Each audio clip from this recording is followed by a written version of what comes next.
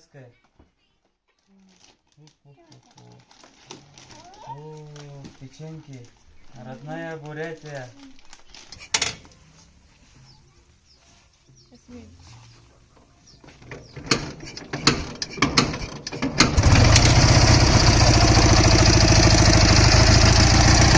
Okay, you can say anything now. Anything. Again? Oh. Anything. Who wants to buy a stallion? Us. We want to buy a stallion. It's not a normal horse.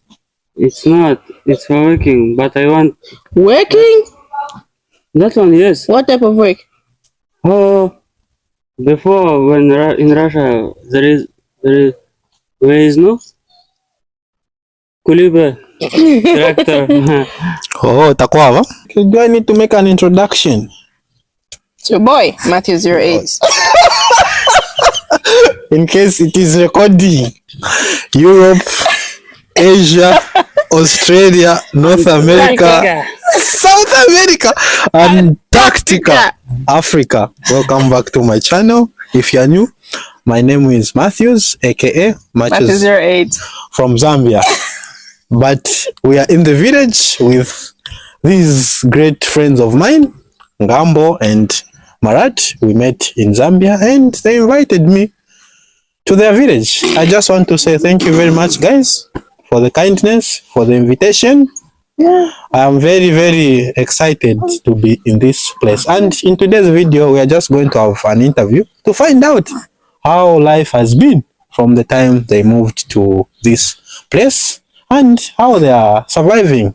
They even have a new kid. So don't forget to subscribe to their channel, Dandy Africa. Simple village life in Russia. Not simple. It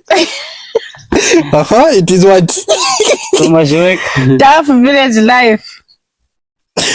In Russia. Yes. So let's enjoy the interview. You can just introduce yourself. You talk about your names and your location. You first. My name is Ngambo Kayawe.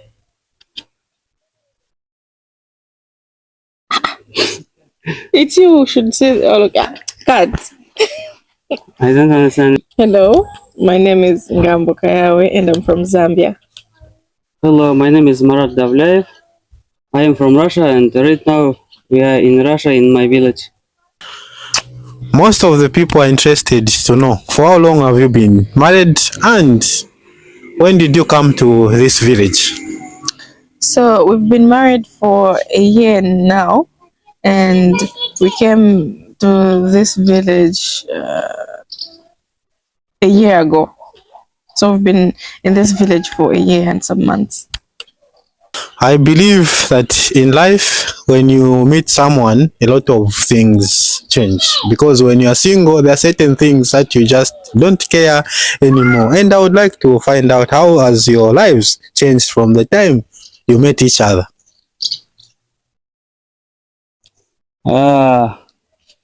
Money finishing very fast. And I don't have time for my hobbies. But now I'm more happy than before. Now I'm happy. A lot has changed in terms of how can I say? First thing, my body has changed after giving birth. I've changed a lot. So that's a major issue. But in terms of lifestyle, the friends that we had are not the same friends that we have now due to some boundaries, you know. Yeah. To the wife, I just want to know, coming to this place, and you know, people would want to hesitate, especially if you are moving from one place to another, especially that you've never lived in Russia before. It was your very first time. And how have you adapting to the Russian village life? Well, adapting hasn't been easy, I must say. Well, I don't even know how I can explain. It doesn't. Food, weather. For the weather, I'm not usually outside. when during winter. I'm not usually outside. I only go outside when I need to go. But for the weather, it's not really a problem because I'm usually indoors. For the food, I'm starting to enjoy some of the cuisines. Some of the cuisines now, but when I came the first month, it was very difficult. Everything was not tasty. Almost everything wasn't tasty, but now it's tasty. It's now you are getting used to the kind of food that they eat and they cook here. Yes. Oh yeah. And to the husband, why did you decide to settle in the village? Decide? Ratio. Oh, I don't like any town in any country because of too much people, noise, and I like my village, just my village. Here peaceful, I know everyone, so that is why. Oh, okay, that's nice to hear. And I can also say that village life is so calm. There's no noise like in the city. To you, Gambo, coming from Africa, when you talk about a village, it is something that you even don't want to talk about because of the kind of life people live. Is there any differences between African and Russian village lifestyle? Completely different. The only similarity is the togetherness as a community. That's the only similarity. But in terms of lifestyle, cultures, it's completely different. Because here, Zambian villages are more of, what is that term? I've forgotten the term.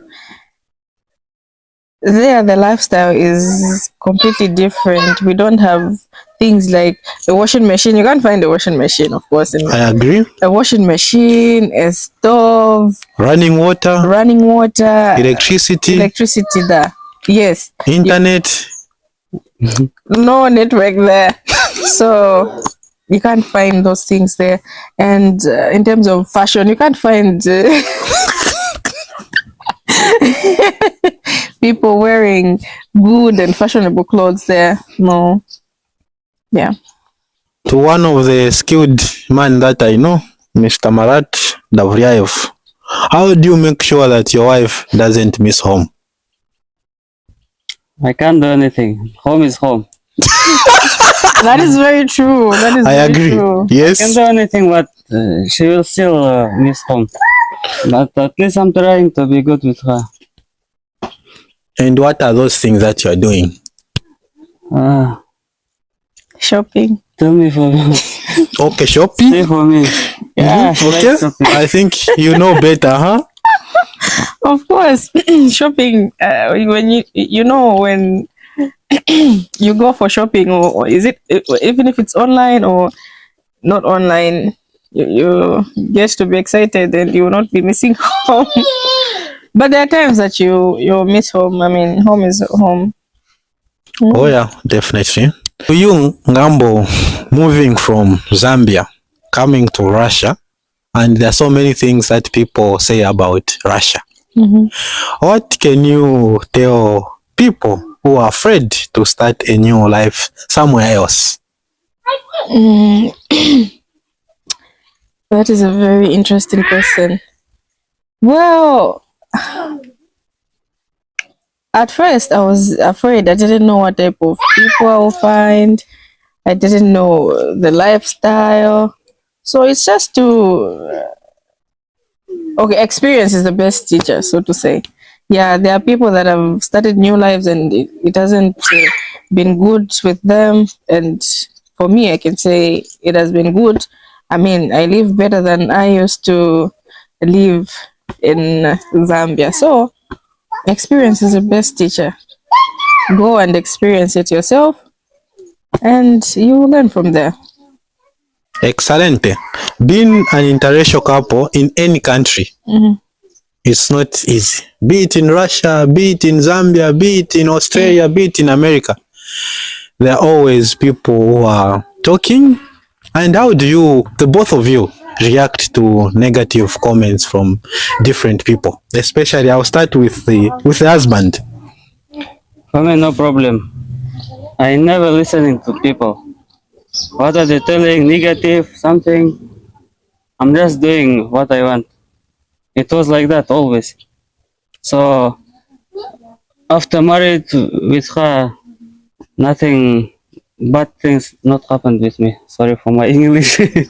So you understand? Even if people telling something bad, I'm not listening to them. I'm just continuing my life. Yeah, I even remember there's one video that I watched. They were interviewing one of the most followed TikToker in the world, Kabi Lems.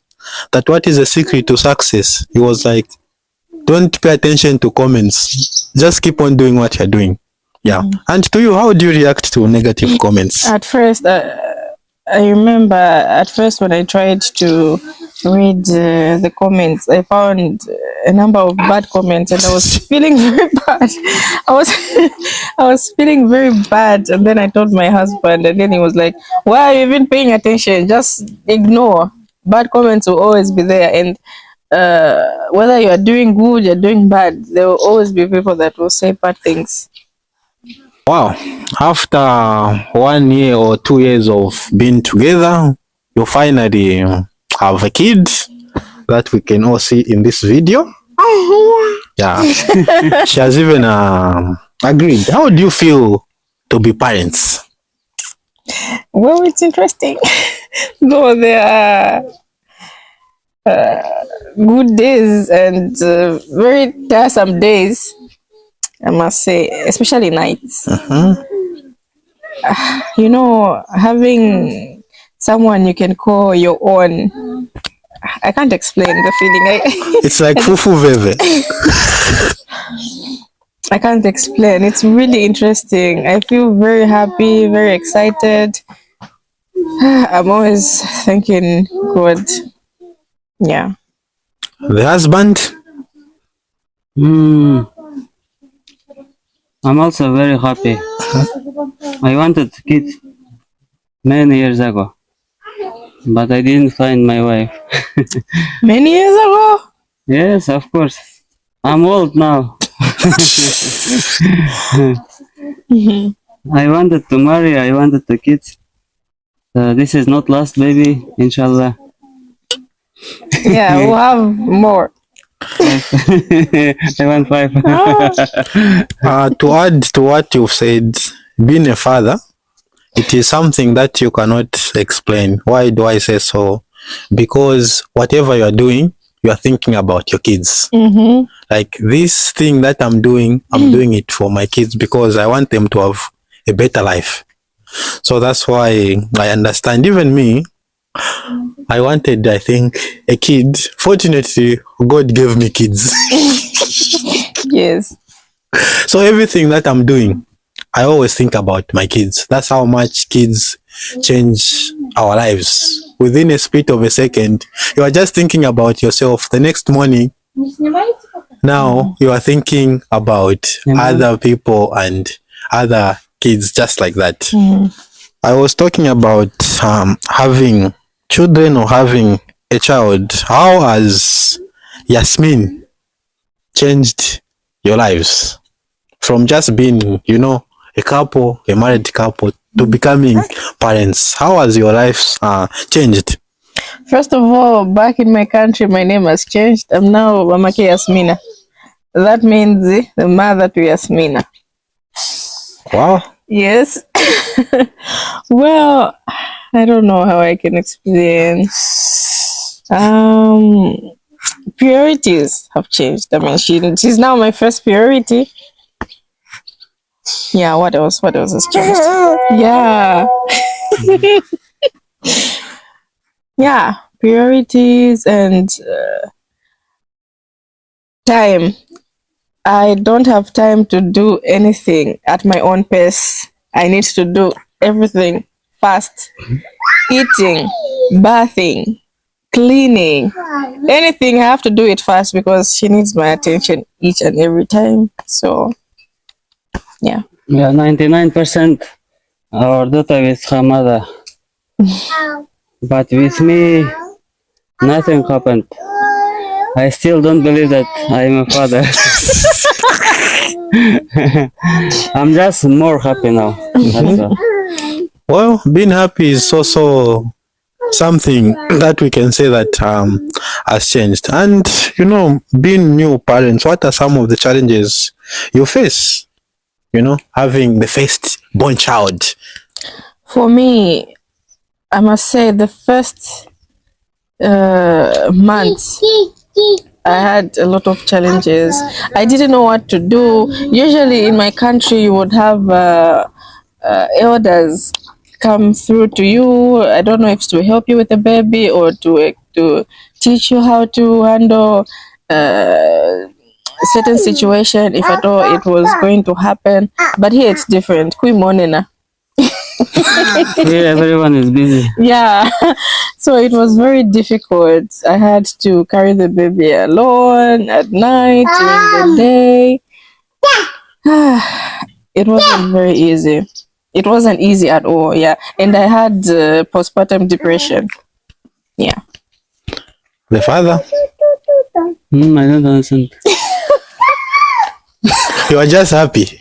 And at that time, I was alone because my husband wasn't around. He went for work. Yeah, he left when the baby was 2 weeks old, and then he came back when she was 3 months old. So he didn't really experience what I experienced the first month. No, I would just want to say thank you to all the mothers for what you go through just to look after us when we are kids. Yeah, it's a lot. And I also want to say something. I was with her when she was giving birth in a hospital. In the hospital, yes, in the maternity ward. Yes, and I want to tell all the men in the world, you have to go there to support your wife. I almost cried looking at her, how she was feeling pain. So they need our Our support. support and attention. Yes. That is an advice coming from the bottomless of someone's heart after experiencing that. In Africa, as you've said, that mostly you find that people from different parts of, or relatives from different parts of the country, they'll come to teach you how to take care of the kids. And I just want to find out how, helpful are your parents and siblings in laws from the time you came to you became a father or a mother? Well, they could help when they can, especially when it's when the child, from the time that I came. Yeah. They've been helpful in terms of teaching me how people behave, in terms of food, even the language learning process. I mean, yes. Yeah, with the baby, they could help from time to time. Yeah, and it's because of them that I was able to know how to or how life is here, in short. Because if we just came here and then we started living just the two of us, I wouldn't have been able to know a lot of things in terms of some cultures in this village. I think this is going to be a follow-up questions. What have you learned staying far from your native home, Zambia? A lot. There is more to life. A lot in terms of food, in terms of culture. I've learned a lot, so to say, and exposure is very important. Exposure. I got to learn how to live with different people, especially different race, because the way Africans or Zambians carry themselves is not the way Russians carry themselves. So I got to see the other part of the world, and I got to learn how people live here and how they carry themselves, in short. Uh, I think the other thing is what words do you have for each other? Since you made him a father and he also made you a mother, what words do you have for each other? Yeah. What words do you have for her since she made you a father and vice versa? Who is starting? I want to say thank you. Yeah, thank you very much. Now I'm very happy. I think it's the same with me. Thanks. Thank you. I'm experiencing motherhood because of you. Thanks. That's all. So we conclude our interview. Did you ever experience or do you still experience any cultural shocks here in Russia? I think I have a number. Okay. The first thing that shocked me is the love for dogs. Okay, yes, I'm not saying people in Zambia don't love dogs. No, we love dogs, but here you would find stores just meant for dogs. A shop specially meant for dog clothes, leashes, food, toys.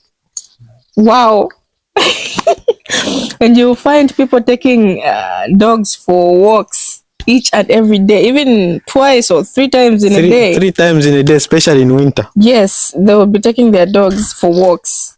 That was my biggest shock. Yeah. And Cooked food in the market. It's just opening and eating. Like boiled potatoes. yeah, already cooked food packaged. And not cooked food is a lot here, especially fish. Oh, traditional fish. Yeah, it's not cooked, and they have a lot of conserved foods. A lot of conserved foods. You just open and eat. But the consumption of not cooked food here is a lot. Dirty shoes. I don't know how, especially teenagers, I must say, they love dirty shoes. I don't know if it's they know it or it just happens. Dirty shoes.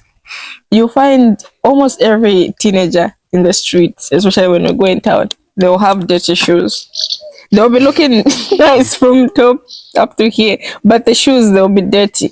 And it's not one or two people, no, almost every teenager has dirty shoes. I don't know why.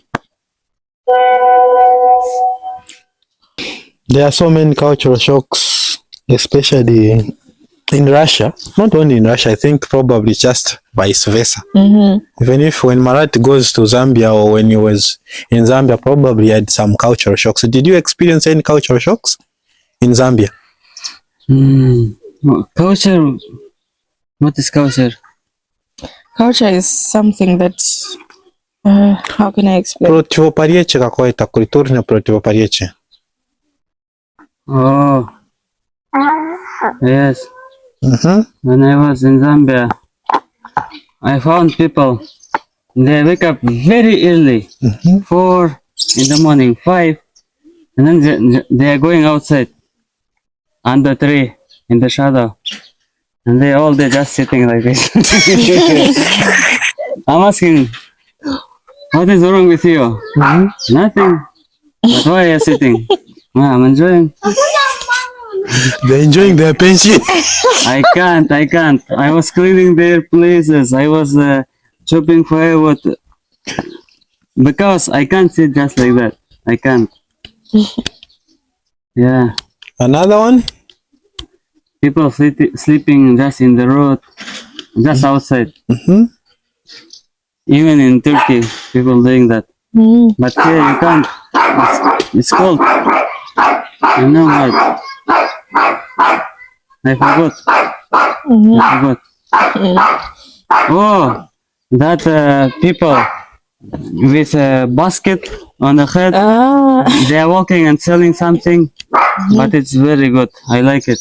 And when you are passing with a bus, people are running and selling something. You can buy from them for cheap. And that one you have to be careful. You don't give them the money before they give you the thing. They will run away with your money. No, I've enjoyed each and every piece of interview. I just want to ask, do you feel there is any question I was supposed to ask but I didn't?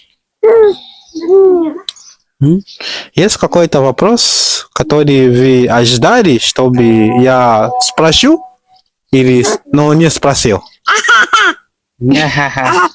I just remembered Zambian people.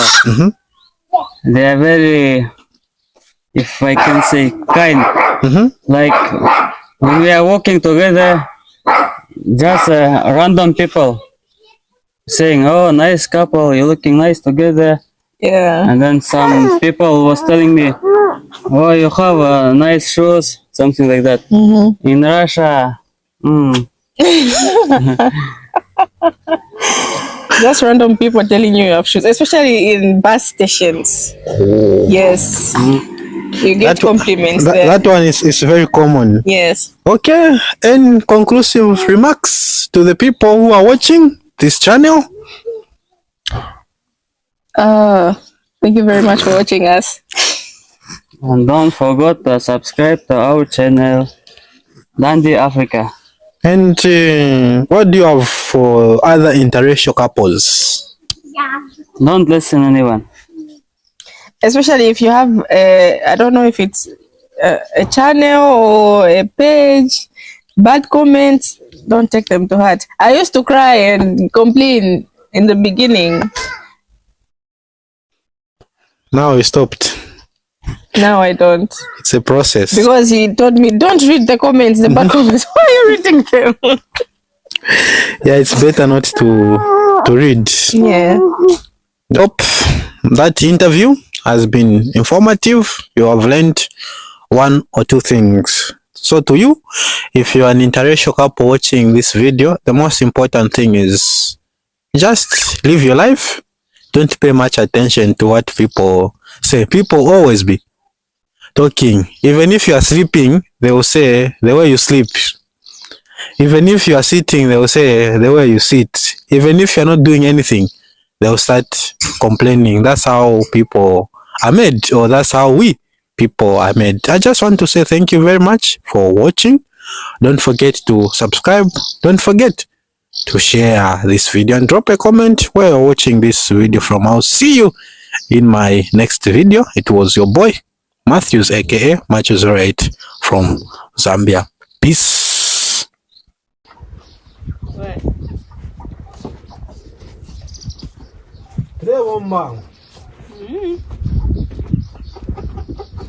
Здравствуйте всем. Африка, Антарктика.